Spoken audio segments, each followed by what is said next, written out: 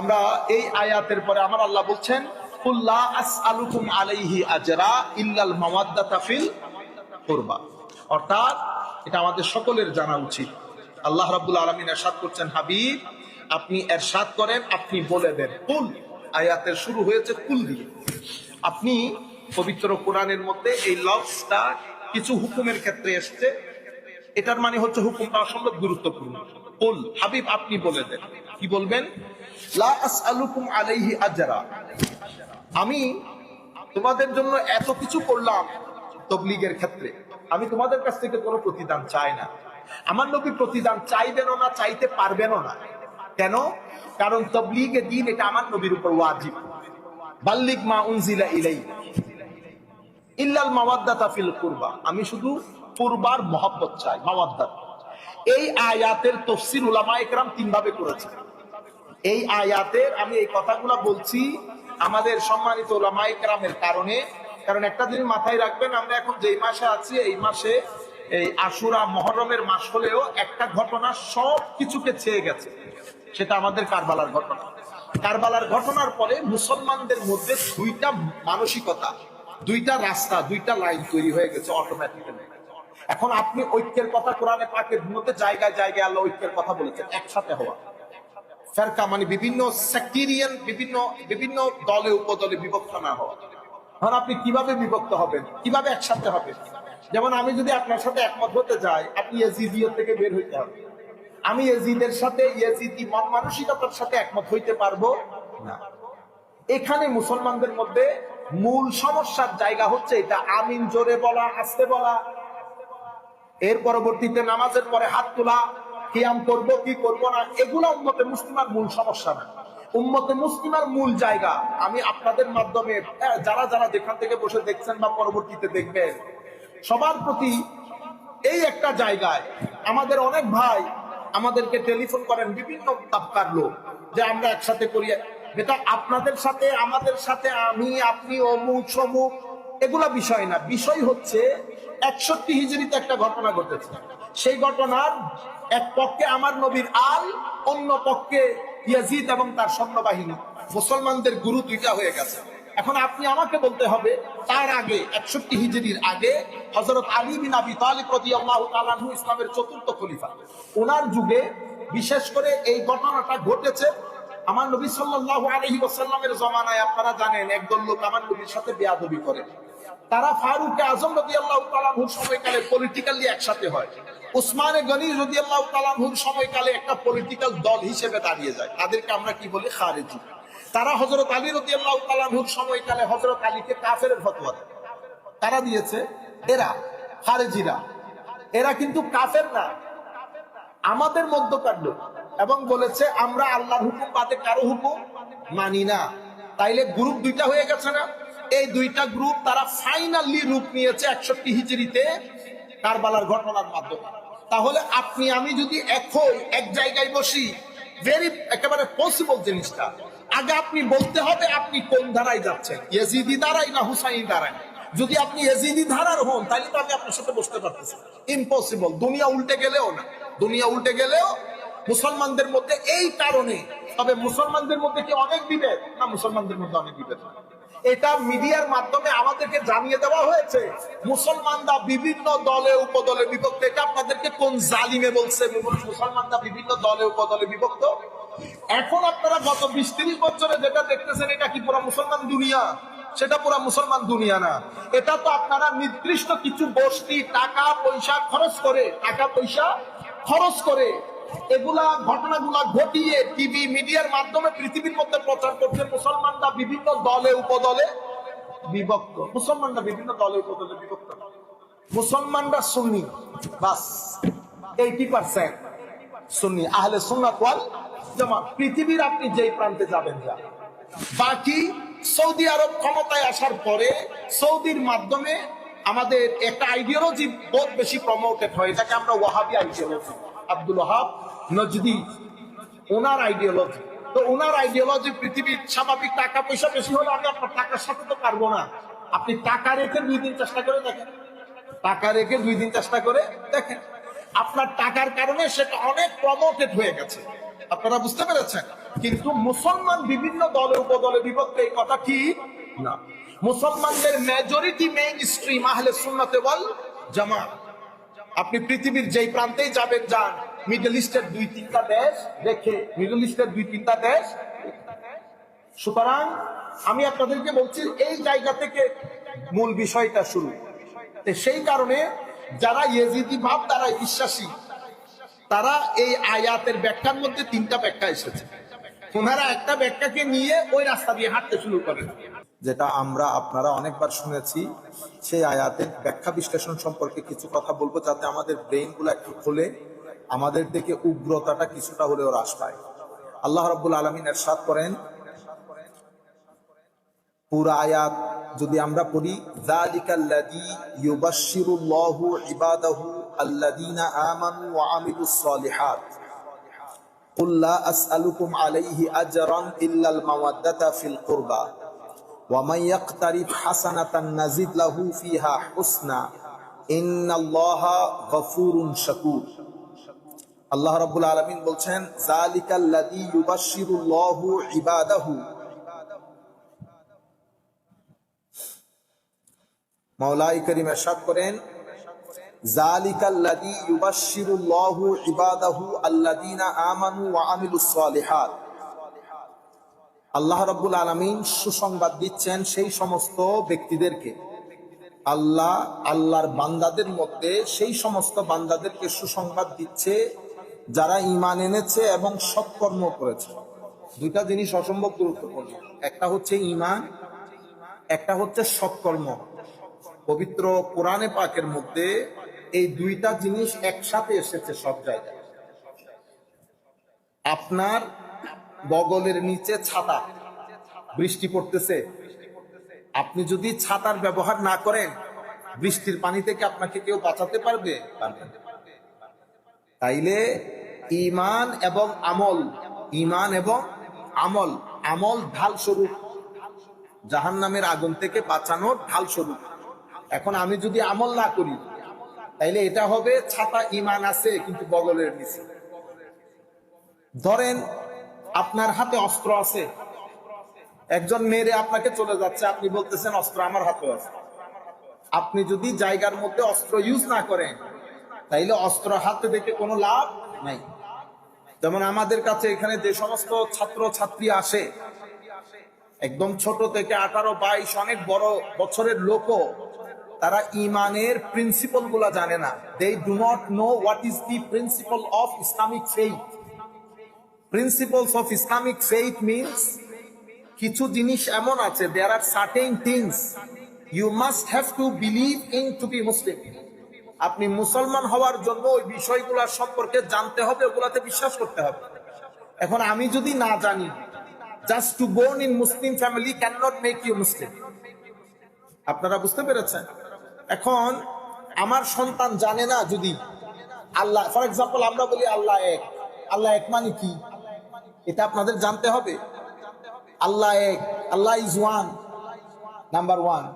ওনার কোনো প্যারেন্টস নাই, পার্টনার্স নাই, he has no parents, no partner, eternal, no beginning, no ending, there is nothing like him, he created everything, he fulfils our need. এই সামান্য বিষয়টা আমাদেরকে জানতে হবে। এরপরে হি ক্রিয়েটেড অ্যাঞ্জেলস, আমরা উনি যে আল্লাহ রাব্বুল আলামিন ফেরেশতা তৈরি করেছেন। What angel is? They are made of light, they does not eat and drink, they are very obedient to Almighty Allah, they are the messenger. Okay, they, Allah subhanahu wa ta'ala sent message to the prophet through them. এই যে বিষয় ঈমানের খুঁটিনাটি বিষয়গুলা briefly, এরপরে we must have to believe in all the prophets. Who are the prophet? এই বিষয়গুলো আমাদের ছেলেদেরকে যদি আমরা না শিখাই, কে শিখাবে? আমরা ছেলেরা এখন, আমি যদি সারাদিন ব্যস্ত থাকি, যেমন আজকে আমার একটা জিনিস খুবই খারাপ লেগেছে, বাচ্চারা এখানে রেজিস্টার্ড, 2 সপ্তাহ ধরে বাচ্চারা আসতেছে না, বাবা জানেন। এগুলো অসম্ভব অ্যালার্মিং সিচুয়েশন আমার ভাইয়েরা। পরে হবে কি, যখন ছেলেটা গ্রো আপ করবে, আপনারা শুধু শুধু তখন কমপ্লেন করবে, তখন কমপ্লেন করে কোনো লাভ তো নাই। যাই হোক, প্রফেটস, এরপরে day of judgement, this is really really important in our Islam, in our religion. It's a big day, day of accountability বলি, ডে অফ জাজমেন্ট বলি, ডে অফ রেকম্পেন্স বলি। এটা আমার ছেলেদেরকে বুঝাইতে হবে যে বাবা, আমাদের একটা দিন আছে, ওই দিন আমার ডুস এবং ডোন্টস এটার উপরে আমার জাজমেন্ট হবে। Because I can not go everywhere, I can not eat everything, I can not drink everything, I can not wear all the, আমার একটা ড্রেস কোড আছে as a Muslim, male or female, this is the dress code for male, this is the dress code for the female. এবং আমরা তো পুরুষদেরকেও এটা জানতে হবে। কিছু পুরুষ মানুষ দেখি আপনারা কিছু আমাদের লোক মুসলমান, আপনি এই যে এটার কি গেঞ্জি বলে, সেন্টু গেঞ্জি পরে আপনি রাস্তায় হাঁটবেন কেন? অথচ আপনি আমাদের মা বোনদেরকে পরিপূর্ণ ঢাকা না দেখলে আপনি আবার সমালোচনা করেন। তো গরম আপনার লাগে, তাদের লাগে না? তারা যদি এটা জিজ্ঞেস করে এটা কি ধরনের মানে আকল হইল, হুজুর এটা আমার সতন না, তো সতন না এই জন্য গেঞ্জি পরে শ্বশুর বাড়িতে চলে যাবে, জায়েজ মানে জায়েজ আর কি। তো সব জায়েজ করা যায় না, তো সব জায়েজ করা যায়, এটা করিয়েন না, সুন্দর লাগে না দেখতে। বাচ্চারা এখান থেকে আপনি আদবগুলা ঘরের মধ্যে শিখতে হবে, আদবগুলা ঘরের মধ্যে শিখতে হবে। আপনি আপনার লুঙ্গি কখনো, আপনার প্যান্ট কখনো আপনি হাঁটুর উপরে তুলবেন না আপনার সন্তানদের সামনে। এবং আপনার ছেলে বাচ্চা, ছোট বাচ্চা, এটা মাদেরকেও জানতে হবে, বুঝতে হবে। ছোট বাচ্চা সেই যেন 2 বছর পর থেকে কারো সামনে প্যান্ট খুলে না ফেলে। আপনি দেখবেন 3 বছর পর থেকে তার যে সেন্স ডেভেলপ করবে অভূতপূর্ণ হবে। আমরা এই হায়াটার নাম ইমান, তার ভিতরে যদি এই হায়াটা ঢুকাইতে পারেন, ইনশাআল্লাহ শেষ বিকালে 2-3টা জিনিস যদি করতে পারেন, 5-7 বছরের মধ্যে না পড়াই তার ভিতরে যদি আল্লাহ রাসূলের এশ ঢুকাইতে পারেন, আলে রাসূল সাহাবায়ে কেরাম মদিনা শরীফ দেখাইলেন, সেই ব্যক্তি মতের আগে হলেও, যত বড় গুনাহ হবে, মতের আগে হলেও সেই মানুষ হয়ে মারা যাবে, মানুষ হয়ে বিয়াদব হয়ে মারা যাবে। আপনারা মাথায় রাখবেন। সুতরাং এই বিষয়গুলো আমাদেরকে অসম্ভব গুরুত্ব দিতে হবে। কিছু ছেলে নিজেরা উঠে যায়, এটা আল্লাহ পাকের মেহেরবানি। সবাই তার সালেক ভাই বলার আমাদের করিম হইতে যাবে না, সবাই আল্লাহ পাকের দয়া, তাদের উপর আল্লাহর দয়া হয়েছে, এটা হয়ে গেছে। কিন্তু আমাদেরকে গড়ে তুলতে হবে, আমাদেরকে, এটা আমার সন্তান হোক, আপনার সন্তান হোক, আমাদেরকে গড়ে তুলতে হবে। কিছু আছে ভাই বোন, এটা আল্লাহ খাস দয়া করে তাদের উপর, এটা আল্লাহর দয়ার উপর, ঠিক আছে। কিন্তু আমাদেরকে কাজ করতে হবে, কারণ মনে রাখবেন জান্নাত আল্লাহর দয়ার উপর নির্ভরশীল, জান্নাত আল্লাহর দয়ার উপর নির্ভরশীল। আপনার চোখে না আমি বড়, আপনি এরা মনে করতেছেন হুজুর বিদাগি, কোনো কাজ নাই, হুজুর দুনিয়া থেকে যাওয়ার পরে শুরু করে ব্যস্ত তুলে যাবে, আপনি এরা মনে করতেছেন। কিন্তু আল্লাহ তো জানেন আমি কি করছি কি না করছি। ওখানে তো জায়গায় আপনি পাবে যেতেছেন, আমি কাছে আটকে গেছি, কথা বেশি বলছি দুনিয়াতে, কথা দুনিয়াতে বেশি বলছি, এই জন্য সবকিছু হিসাব দিয়ে যাবে না। আপনারা বেচারা মানুষ, আপনারা বলছেন বলা হয় তুমি কিছু জানতাম না, তো তারাও বলবে আল্লাহ কিছু জানতে পেয়ে তোরা ঢুকবে, আমরা যাবার পর বলবো তারা খবর আছে কেন বেশি বুঝতো, কত বেশি বুঝছো, বেশি হিসাবও বেশি, হিসাবও এসে হারাম খাইছেন কিনা এটা জিজ্ঞেস করবে না। হারামের মধ্যে কোনো প্রশ্ন নাই, হারামের জন্য মায়ের আছে শুধু প্রশ্ন হালালের উপর, প্রশ্ন কিসের উপর? কাউকে জিজ্ঞেস করবেন আপনি শুকরের মাংস কেন খাইছেন, শুকরের মাংস আছে রাস্তা খাইবে, এই রাস্তা দিয়ে চলে যাবে। এদের কোনো প্রশ্ন সমস্ত প্রশ্ন হালালের উপর, হালাল বেশি খাইলে জিজ্ঞেস করবে বেশি খাইছে। আপনারা বুঝতে পেরেছেন? সুতরাং যেই ব্যক্তি জানে বেশি, সেই ব্যক্তির প্রশ্ন বেশি। আমরা সমস্যা হচ্ছে বললেও দোষ, না বললেও দোষ। বললে আমল ছাড়া বলছস কেন, আর যদি না বলি তো যাই না বলস নাই কেন। দেখছেন না অবস্থা, উভয় সংকট না।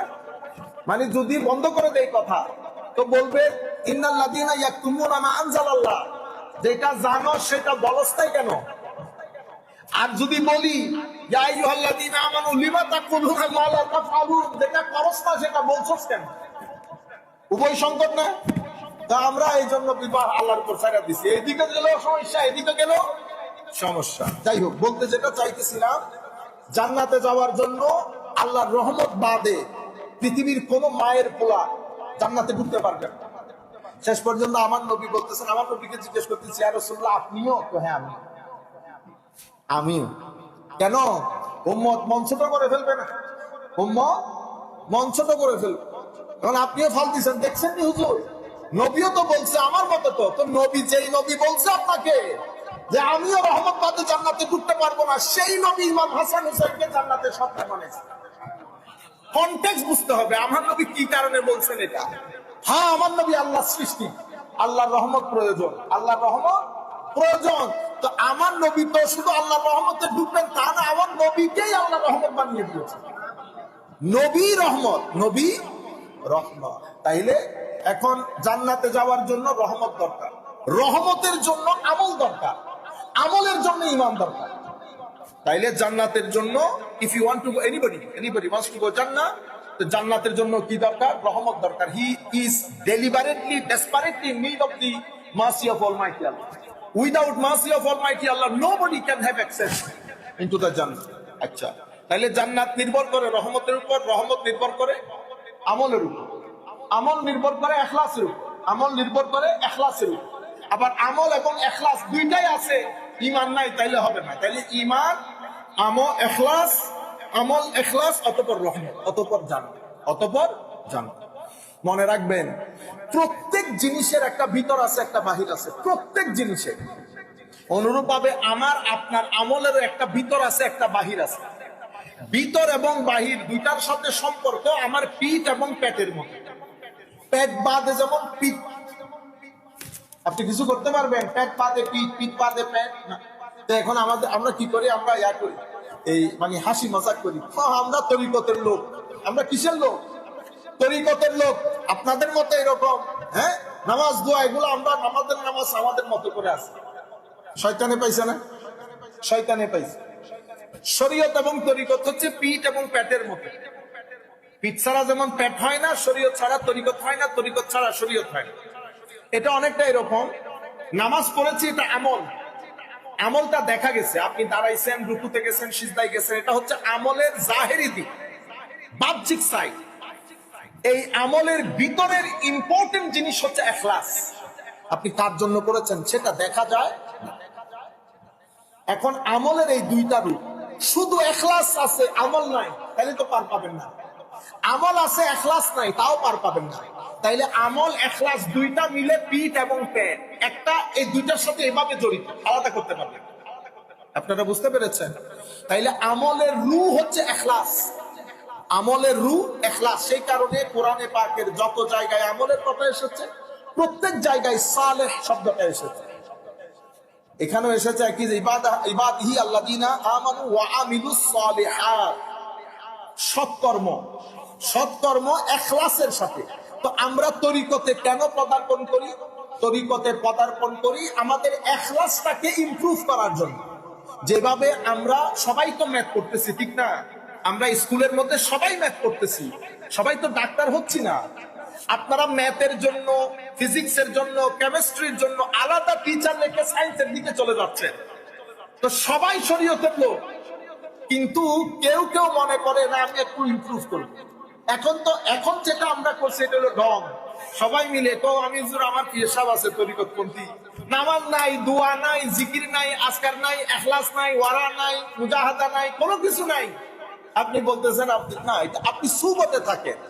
মুরিদ হওয়া এত সহজ বিষয় না, মুরিদ হওয়া এত সহজ বিষয় না, এটা স্পেশালাইজেশন।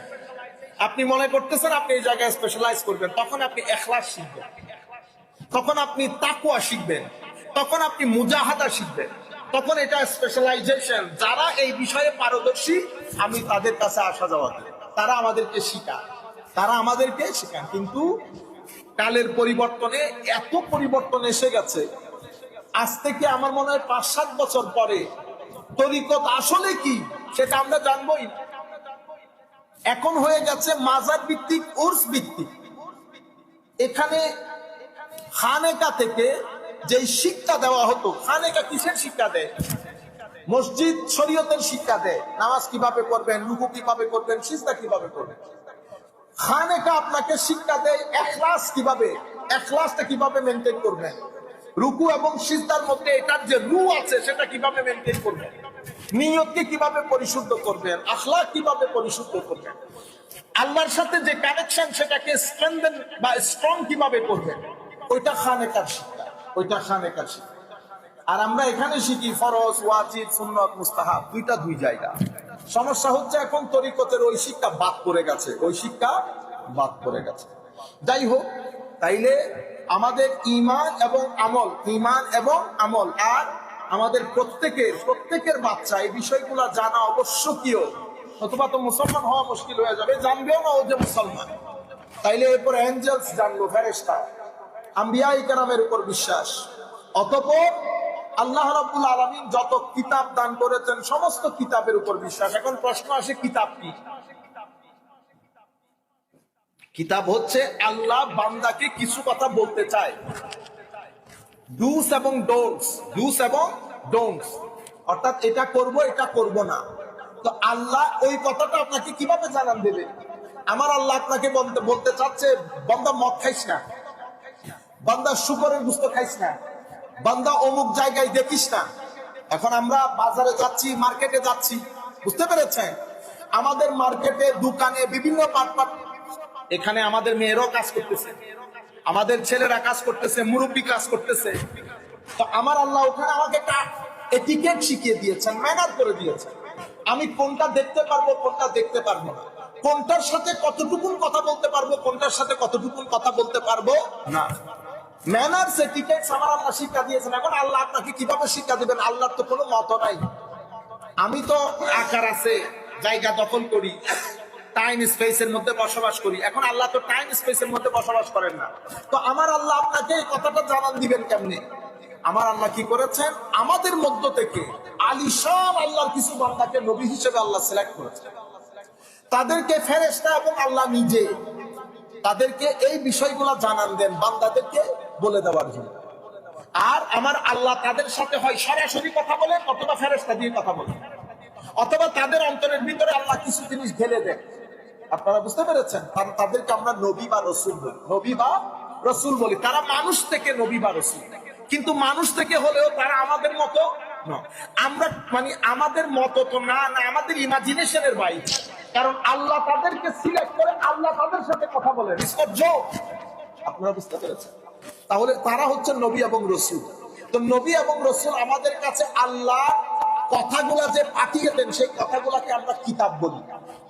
সেই কিতাব আল্লাহ অসংখ্য দিয়েছেন, শেষে আল্লাহ আরেকটা কিতাব দিয়েছেন যেটাকে আমরা আল কোরআন বলি, আল কোরআন বলি। তো আমাদের সন্তানরা বিষয়গুলাকে জানতে হবে। তাইলে কিতাবের পরে ডে অফ জাজমেন্ট, কিয়ামতের দিন। কিয়ামত দিন কেন? কারণ আমরা পৃথিবীতে, আমার আল্লাহ পৃথিবীর নিজাম হচ্ছে এখানে কোনো বিচার হবে না, এখানে কোনো বিচার হবে না, তবে ট্রেইলার হবে। অর্থাৎ আপনি আপনার কৃতকর্মের কিছু ফল এখানে ভোগ করে যাবেন, যেতে পারবেন না। নাই, আপনি জুলুম করেছেন, এখান থেকে নড়তে পারবেন না। এখান থেকে পাই পাই হিসাব দিয়ে তারপরে আপনি কবরে ঢুকবেন। আপনারা বুঝতে পেরেছেন? এর বিরুদ্ধে কেস করে দিয়েছে, ওর বিরুদ্ধে বহুত বড় চালাক লোক, ওরে কি চালাক, কি হিরো।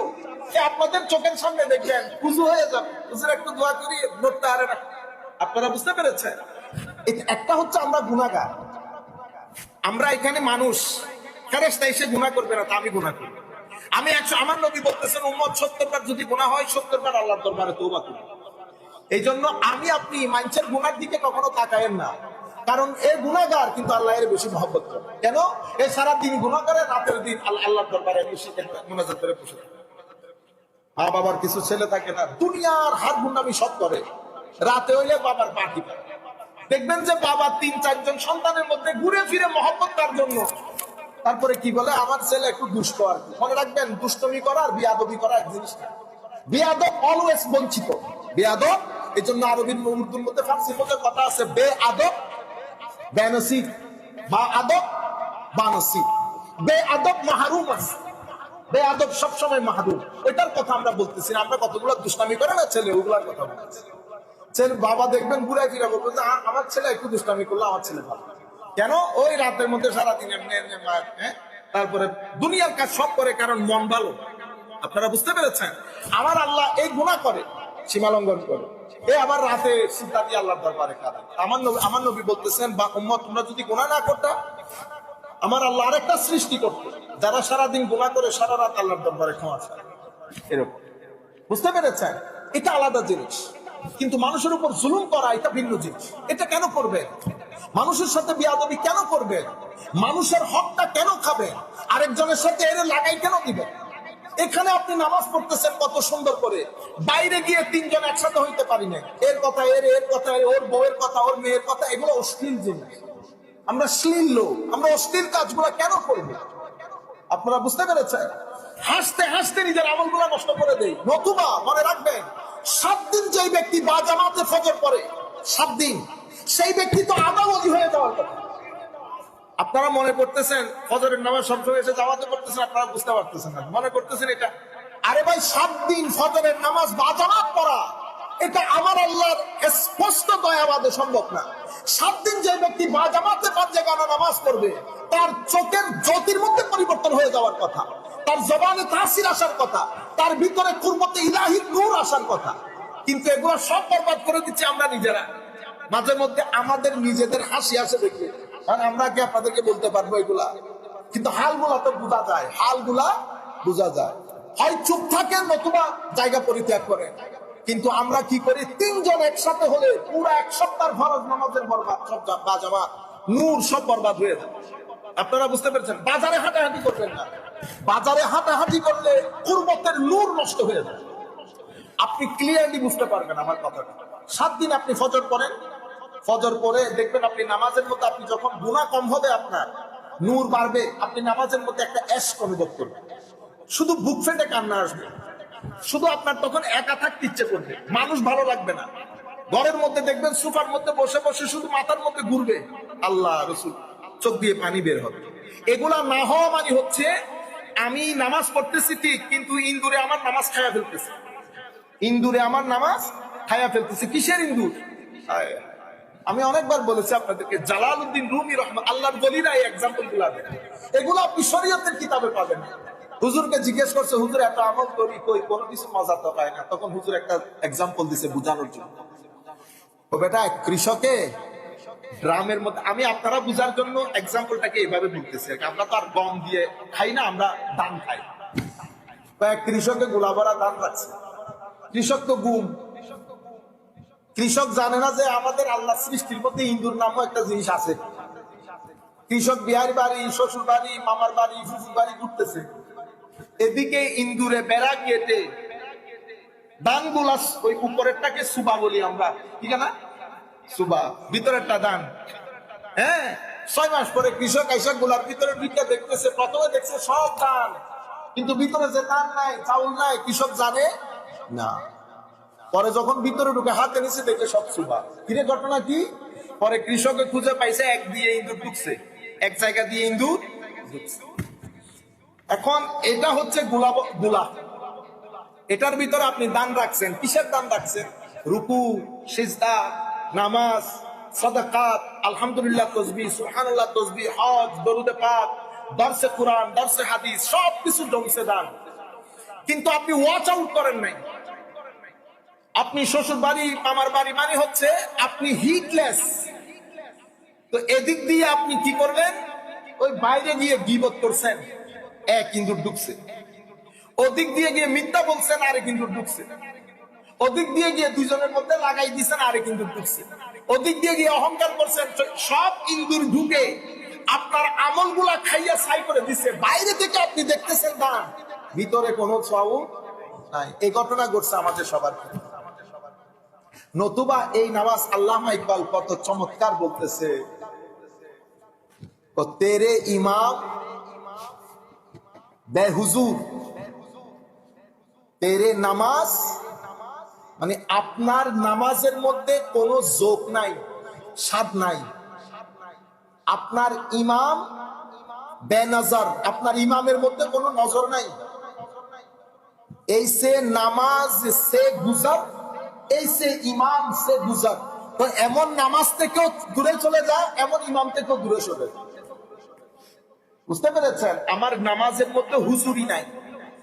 আপনি দেখবেন আমি নামাজ পড়তেছি ঠিক, শরীফ, রুকু, সিজদা প্র্যাকটিস অনুযায়ী সবকিছু হচ্ছে, কিন্তু নামাজে যে জিনিসটা থাকার দরকার ছিল সেটা নাই।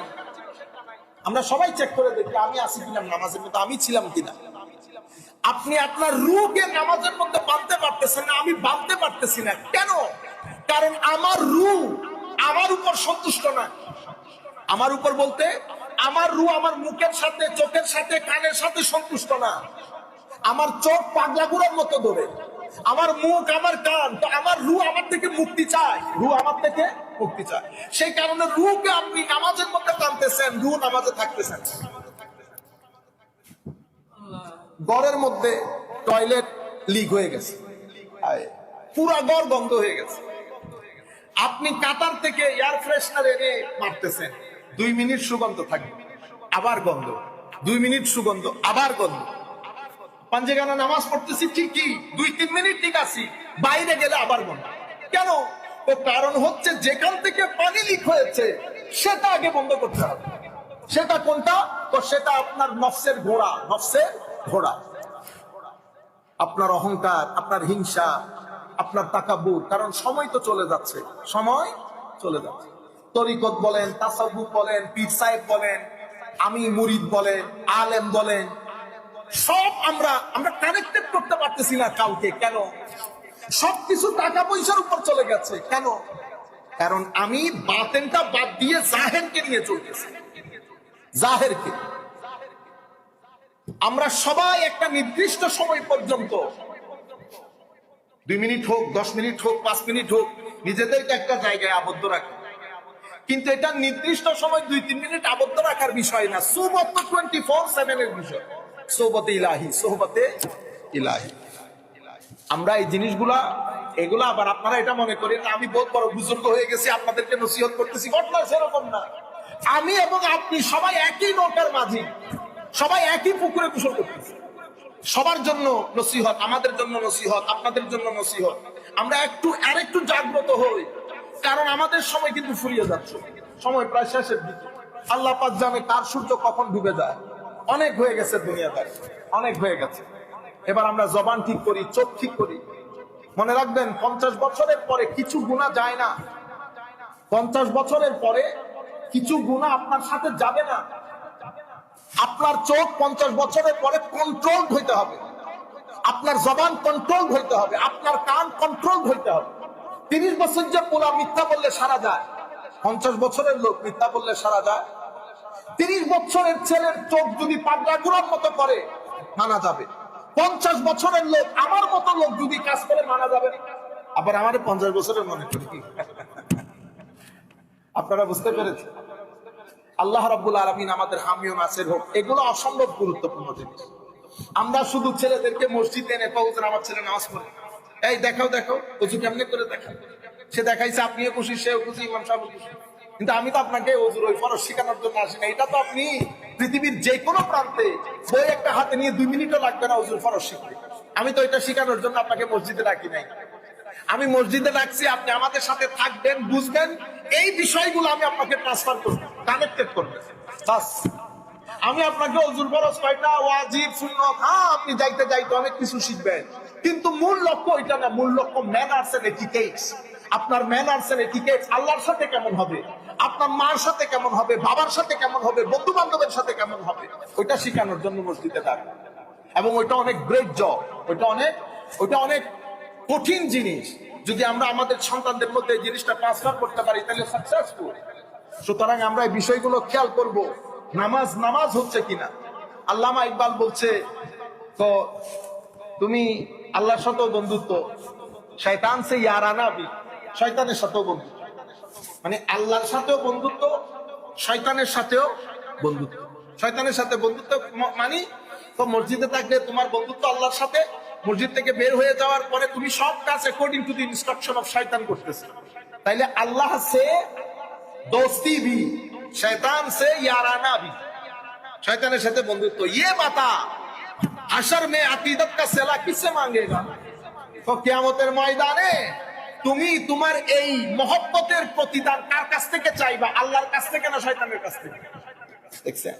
এই জন্য বলছে মোহাব্বত কাতল সে ভি, মকতুল সে हमदर्दी भी, মানে मोहब्बत इमाम हुसैन से भी और मोहब्बत यजीद से भी, यानी मोहब्बत कातिल से भी मकतूल से हमदर्दी भी। আপনি যিনি হত্যা করেছে তার জন্য আপনার মহব্বতের শেষ নাই, যারে হত্যা করা হয়েছে তার জন্য আপনার মহব্বতের শেষ নাই। আল্লামা ইকবাল বলতেছেন, ये बता हशर में अकीदत का सिला किससे मांगेगा? আপনি কি ইয়াজিদের কাছ থেকে? আপনি ডিসাইড করেন হাশর কার সাথে চান, ইয়াজিদ না হুসাইন? আপনি এইটা বললে এক বাক্যে বলে সবাই, না না না ইয়াজিদ। তাতে এত মহব্বত কেন? সুতরাং আমাদেরও মহব্বত শয়তানের সাথে না। এটা যখন আপনি চেষ্টা করবেন, বিশ্বাস করেন কিছু জিনিস আল্লাহর দুনিয়াতে অসম্ভব মহব্বতের, সেটা হচ্ছে হুব্বে ইলাহি। আপনার সিজদার মধ্যে যদি যৌক আসে তো বুঝবেন সিজদা অসম্ভব গুরুত্বপূর্ণ। তো আমরা তো মসজিদের মধ্যে ওই সিজদা দিতে পারবো না, আমরা ওই সিজদা ঘরে দিব। ওই সিজদা ঘরে ঘরে যখন ওই সিজদা দেবেন, ওই সিজদার মজা অনেক বেশি। আরেকটা জিনিস আপনাদেরকে বলি, এটা ওগুলো অনেক দারুণ, অনেক মহব্বতের। আপনি আল্লাহর কুরবত পূজার জন্য, নৈকট্য পূজার জন্য একা হাঁটা শুরু করেন, আল্লাহ আল্লাহ আল্লাহ আল্লাহ, সুবহানাল্লাহ ওয়ালহামদুলিল্লাহ ওয়ালা ইলাহা ইল্লাল্লাহ আল্লাহু আকবার ওয়ালা হাওলা ওয়ালা কুওয়াতা ইল্লা বিল্লাহিল আলিয়্যিল আযীম। 10-15 মিনিট পরে আপনার ফিলিংস দেখবেন চেঞ্জ হচ্ছে। কিছুক্ষণ পরে আপনি একটা কুরবত, নৈকট্য, এটার সফটনেস, এটা এক ধরনের একটা শান্তি, ডিভাইন একটা শান্তি আপনি ভিতরে অনুভব করেন। বুঝতে পেরেছেন? এই জিনিসগুলো আমাদের এখান থেকে হারাই যাচ্ছে। আমরা আমলের জাহেরের দিকটাকে অনেক গুরুত্ব দিচ্ছি, বাতেনটা দিন দিন হারিয়ে যাচ্ছে। যাই হোক, আমরা এই আয়াতের পরে আমার আল্লাহ বলছেন, কুল লা আসআলুকুম আলাইহি আজরা ইল্লাল মাওয়াদ্দাতা ফিল কুরবা। অর্থাৎ এটা আমাদের সকলের জানা উচিত। আল্লাহ রাব্বুল আলামিন ইরশাদ করছেন, হাবিব আপনি ইরশাদ করেন, আপনি বলে দেন। কুল, আয়াতের শুরু হয়েছে কুল দিয়ে। আপনি পবিত্র কোরআনের মধ্যে এই লফজটা কিছু হুকুমের ক্ষেত্রে এসেছে, এটার মানে হচ্ছে হুকুমটা অসম্ভব গুরুত্বপূর্ণ। কুল, হাবিব আপনি বলে দেন। কি বলবেন? লা আসআলুকুম আলাইহি আজরা, আমি তোমাদের জন্য এত কিছু করলাম তাবলীগের ক্ষেত্রে, আমি তোমাদের কাছ থেকে কোনো প্রতিদান চাই না। আমার নবী প্রতিদান চাইবেনও না, চাইতে পারবেনও না। কেন? কারণ তাবলীগে দ্বীন এটা আমার নবীর উপর ওয়াজিব। বাল্লিগ মা উনজিলা ইলাইহি ইল্লাল মাওয়াদ্দাতা ফিল কুরবা, আমি শুধু কুরবার মহব্বত চাই, মাওয়াদ্দাত। এই আয়াতের তাফসীর উলামায়ে কেরাম 3 ভাবে করেছেন। এই আয়াতের আমি এই কথাগুলো বলছি আমাদের সম্মানিত উলামায়ে কেরামের কারণে। কারণ একটা জিনিস মাথায় রাখবেন, আমরা এখন যেই মাসে আছি, এই মাসে এই আশুরা মুহররমের মাস হলেও একটা ঘটনা সব কিছুকে ছেয়ে গেছে, সেটা আমাদের কারবালার ঘটনা। কারবালার ঘটনার পরে মুসলমানদের মধ্যে 2টা মানসিকতা, 2টা রাস্তা, 2টা লাইন তৈরি হয়ে গেছে অটোমেটিক্যালি। এখন আপনি ঐক্যের কথা কোরআনে পাকের মধ্যে জায়গায় জায়গায় আল্লাহ ঐক্যের কথা বলেছেন, একসাথে হওয়া। ফেরকা মানে বিভিন্ন সেক্টেরিয়ান, বিভিন্ন দলে উপদলে বিভক্ত না হওয়া। এখন আপনি কিভাবে বিভক্ত হবেন, কিভাবে একসাথে হবেন? যেমন আমি যদি আপনার সাথে একমত হতে যাই, আপনি ইয়াজিদিয়ত থেকে বের হইতে হবে। আমি ইয়াজিদের সাথে, ইয়াজিদি মন মানসিকতার সাথে একমত হইতে পারবো না। এখানে মুসলমানদের মধ্যে মূল সমস্যার জায়গা হচ্ছে এটা, আমিন জোরে বলা, আস্তে বলা, এর পরবর্তীতে নামাজের পরে হাত তোলা, কিয়াম করব কি করব না, এগুলা উম্মতে মুসলিমার মূল সমস্যা না। উম্মতে মুসলিমার মূল জায়গা, আমি আপনাদের মাধ্যমে যারা যারা যেখান থেকে বসে দেখছেন বা পরবর্তীতে দেখবেন, সবার প্রতি এই একটা জায়গায় আমাদের অনেক ভাই আমাদেরকে টেলিফোন করেন, বিভিন্ন তাবকার লোক, যে আমরা একসাথে করি। এটা আপনাদের সাথে, আমাদের সাথে, আমি আপনি অমুক সমুক, এগুলা বিষয় না। বিষয় হচ্ছে 61 হিজরিতে একটা ঘটনা ঘটেছে। সেই ঘটনার এক পক্ষে আমার নবীর আল, অন্য পক্ষে ইয়াজিদ এবং তার সৈন্যবাহিনী। মুসলমানদের গুরু 2টা হয়ে গেছে। এখন আপনি আমাকে বলতে হবে, তার আগে 61 হিজরির আগে হযরত আলী বিন আবি তালিব রাদিয়াল্লাহু তাআলা আনহু ইসলামের 4র্থ খলিফা, ওনার যুগে বিশেষ করে এই ঘটনাটা ঘটেছে আমার নবী সাল্লাল্লাহু আলাইহি ওয়াসাল্লামের জমানায়। আপনারা জানেন একদল লোক আমার নবীর সাথে বেয়াদবি করে। তারা ফারুক আজম রাদিয়াল্লাহু তাআলা আনহুর সময়কালে পলিটিক্যালি একসাথে হয়।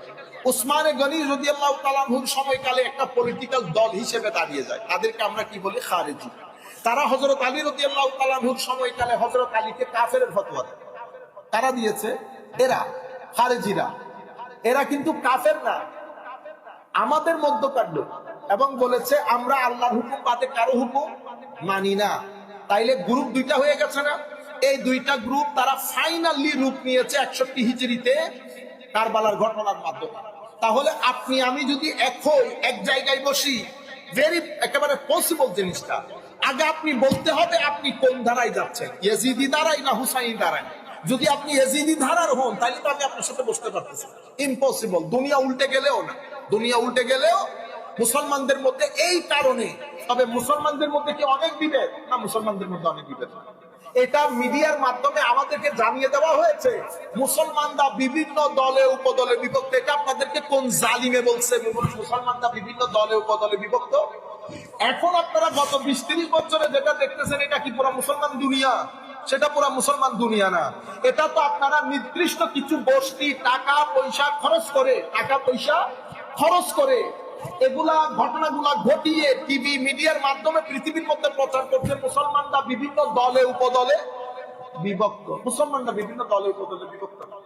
মুসলমানরা সুন্নি, বাস 80% সুন্নি, আহলে সুন্নাত ওয়াল জামাত। পৃথিবীর আপনি যেই প্রান্তে যাবেন যা, বাকি সৌদি আরব ক্ষমতায় আসার পরে সৌদির মাধ্যমে আমাদের একটা আইডিওলজি বহুত বেশি প্রমোটেড হয়, এটাকে আমরা ওয়াহাবি আইডিওলজি, আব্দুল ওয়াহাব নজদি ওনার আইডিওলজি। তো ওনার আইডিওলজি পৃথিবীর স্বাভাবিক টাকা পয়সা বেশি হলে আমি আপনার টাকার সাথে তো পারবো না। আপনি টাকা রেখে 2 দিন চেষ্টা করে দেখেন, আপনার টাকার কারণে সেটা অনেক প্রমোটেড হয়ে গেছে। আপনারা বুঝতে পেরেছেন? কিন্তু মুসলমান বিভিন্ন দলে উপদলে বিভক্ত, এই কথা ঠিক না। মুসলমানদের মেজরিটি মেইন স্ট্রিম আহলে সুন্নাত ওয়াল জামাত। আপনি পৃথিবীর যেই প্রান্তেই যাবেন যান, মিডল ইস্টের 2-3টা দেশ দেখে, সুতরাং আমি আপনাদেরকে বলছি এই জায়গা থেকে মূল বিষয়টা শুরু। সেই কারণে যারা ইয়েজিদি ভাব তারা বিশ্বাসী, তারা এই আয়াতের ব্যাখ্যার মধ্যে 3টা ব্যাখ্যা এসেছে। ওনারা একটা ব্যাখ্যাকে নিয়ে ওই রাস্তা দিয়ে হাঁটতে শুরু করেন। 3 ব্যাখ্যার এক ব্যাখ্যা হচ্ছে হাবিব কুল্লা আসআলুকুম, এটা বলে আমি শেষ করে দেব, কুল্লা আসআলুকুম আলাইহি আজরা ইল্লাল মাওয়াদ্দাতা ফিল কুরবা। তো বলে যে এখানে কুরবা মানে কাকে বোঝানো হচ্ছে? তাহলে এই আয়াতের ব্যাখ্যায় সমস্ত মুফাসসিরিন 3টা তাফসীর এনেছে। একটা ব্যাখ্যা হচ্ছে কুরবা মানে রক্তের সম্পর্ক।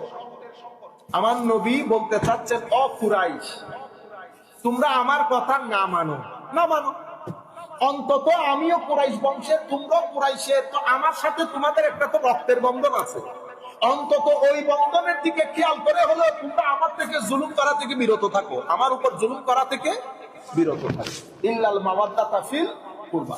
মাদ্রাসার ছাত্রদের জন্য ওই হিসাবে উলামায়ে কেরাম মুফাসসিরিনে কেরাম এখানে বলেছেন, তাফসীরে রাজি হোক, ইবনে কাসির হোক, বাদাবি হোক, আমাদের উস্তাদ শেখ সাইদ তানতাবির আল ওয়াসিত হোক, সব জায়গার মধ্যে বলেছে তো ফিটা তখন ফির অর্থ হবে লামে তালিল, মানে ফিল কুরবা মিন্স লিল কুরবা।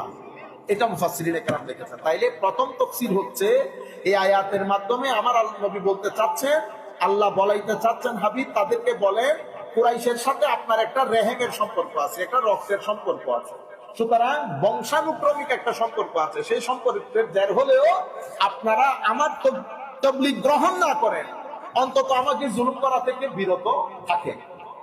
তো যারা ইয়েজিদি লোক তারা এই তাফসীরটা নিয়ে দেয় দো, ওই হায়না আছে না, হায়না, এগুলা কি বলে ইংরেজি? হ্যাঁ, হায়নাই বলে, দেখতে খুব বাজে। বিশেষ আচ্ছা শিয়াল বলেন, শিয়াল তো গরু খাইতেছে, শিয়ালে কি করে, যে টুকরা মুখে পাইছে সেটা নিয়ে দৌড় দেয়। বাঘ কিন্তু দৌড় দেয় না যতক্ষণ পেট না ভরে। তো আমরা কি করি, একটা মুখে পাইছি তো এটার সাথে গেছে দেখছে দূর, তো এখানে আর পূর্বতের কথা আসে নাই, কুরাইশ বংশের কথা আসছে, বস এটা প্রচার করে। না না না, এটা তো একটা তাফসীর। আরেকটা তাফসীর হচ্ছে কুরবা মানি আমলে সালেহ। কুরবা মানি আমি আপনাদের কাছে কোনো কিছু চাই না আমার তাবলীগের বিনিময়ে, শুধু এতটুকু চাই যে আপনারা কি করেন, পুণ্যের কাজ করেন, নেক কাজ করেন, এটা চাই। এরপরে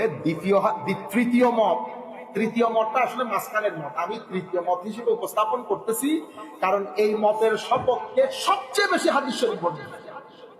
ইমাম ইবনে কাসির উনিও বর্ণনা করেছেন এই 3 মত, কিন্তু প্রথম 2 মতের উপর হাদিস এনেছেন, আর তৃতীয় মত এটার উপরে হাদিসের উপর হাদিস, হাদিসের উপরে হাদিস, অসংখ্য হাদিস বর্ণনা করেছেন। যে মতের উপরে অসংখ্য হাদিস বর্ণিত, আপনি সেটা বাদ দিয়ে 2টা নিয়ে শিয়ালের মতো দূর দিকে।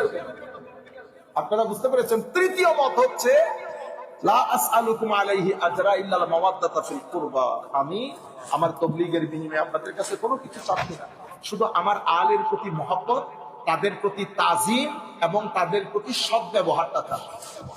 আমার আলের প্রতি মহব্বত, তাদের প্রতি সম্মান এবং তাদের সাথে সদ্ব্যবহার, শুধু এটা চাচ্ছি।